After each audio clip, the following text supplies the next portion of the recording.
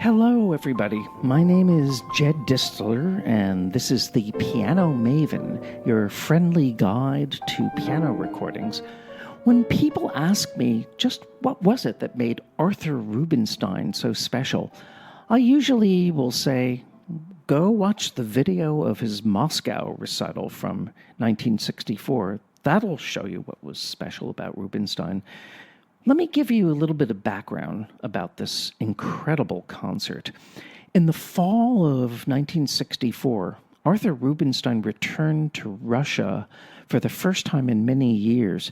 After the death of Stalin in 1953, there started to be a tentative exchange between artists in the West and Russian musicians, and a lot of this exchange was brokered by the legendary impresario Saul Hurok, who had a virtual monopoly in presenting Soviet performers in the United States. And he also happened to be Arthur Rubinstein's manager. He was the one who brought Rubinstein back to New York in the late 1930s, and that really helped Rubinstein reestablish himself with the American public, and his career really solidified from there internationally. Anyway, Hurok convinced Arthur Rubinstein that he had to return to Russia and play concerts in Moscow and Leningrad. And Rubinstein agreed, and he gave an all-Chopin recital at the Moscow Conservatory's Great Hall on October 1st, 1964, and the event was both televised and recorded. The recital was released on LP on the Soviet Melodia label, but it was never available in the West.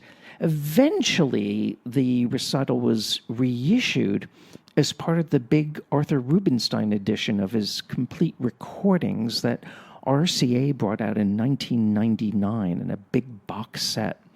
But it was not included in Sony BMG's complete Rubinstein album collection that came out in 2011.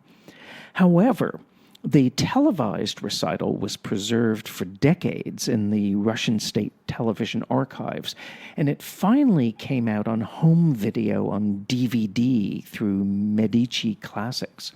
Unlike many pianists, Rubinstein's artistry kept growing and ripening and maturing with age, and he was playing pretty much at full capacity well into his 80s.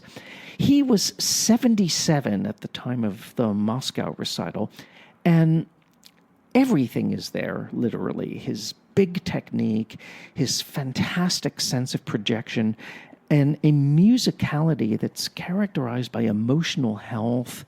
He had an incredible inner sense of proportion, yet also a willingness to play out and to let go and take risks that he would not always permit himself to do in his studio recordings. But if you look at him playing, young pianists who like to emote at the keyboard and indulge in all kinds of gesticulation will be shocked at just how calm and centered Rubinstein is at the piano. He's sitting upright, no extraneous gestures. The power is all in the music. And both the first and final selections on this program, which are respectively the F-sharp minor Polonaise of Chopin, Opus 44, and Chopin's famous A-flat Polonaise, Opus 53, find Rubinstein on larger-than-life form. He plays these works with incredible rhythmic swagger. This is big piano playing, yet it's never over the top, it's never vulgar, and it's never audience baiting. It's just totally heartfelt. Now, what's interesting is that in the B-flat minor sonata of Chopin, the Funeral March Sonata, Rubinstein seems just a little bit unsettled at the beginning of the scherzo, and he has a slight memory lapse from which he recovers pretty easily. This is a great example of how a seasoned professional improvises his or her way out of a jam. Now, on the RCA compact disc transfer of this performance, you hear that Rubinstein actually re-recorded the passage he messed up to correct the memory lapse. But you can really hear this happen because there's a very drastic change of ambience, and the splice point is so blatantly obvious. So it does sound kind of weird. Whereas on the video, the memory lapse is preserved. It's also preserved on a CD edition of the main part of this recital that was issued on the Russian Revelation label, which is out of print. Anyway, after the sonata, Rubinstein plays Chopin's Barcarolle, and I personally think this is the greatest performance I've ever heard of the Chopin Barcarolle. Especially in the coda, he makes this long and luxurious ritardando that's not indicated in the score, yet it allows all of Chopin's elaborate counterpoint and harmonic complexity room to breathe and room for the most tender expression. And every time I watch or listen to this performance of the coda, I always wind up crying. And also, Rubinstein plays 4 Chopin etudes wonderfully well. Rubinstein was always reluctant to make a studio recording of the Chopin etudes, but he obviously need not have worried about the competition. And because Rubinstein always chose his encores spontaneously, he ventures outside of Chopin to play Des Abends from Schumann's Fantasiestück.